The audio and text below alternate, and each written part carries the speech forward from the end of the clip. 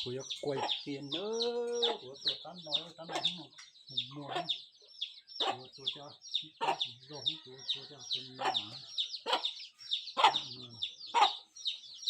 ตัวขาดได้ใช่ตัวก็โตชานะตัวกันอยู่เลยตัวกดกินเด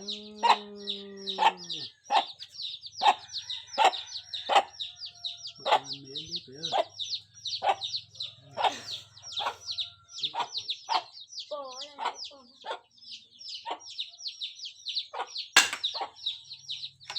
ตามมาเป็นสาเหตุจับเดี๋ยว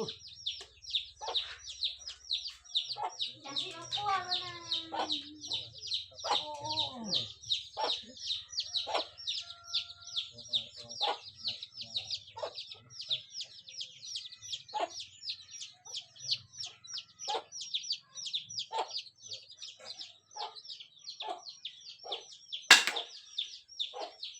ใช่เนี่ย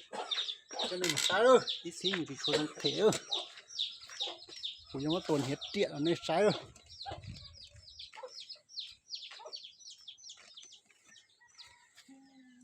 จับเกนเนาะตัวเขาเล่นเลี้ยนะตัวเขาเล่นเลี้ยนะจะจับเกนเนาะหัวเราะนะกับจิเมนนะ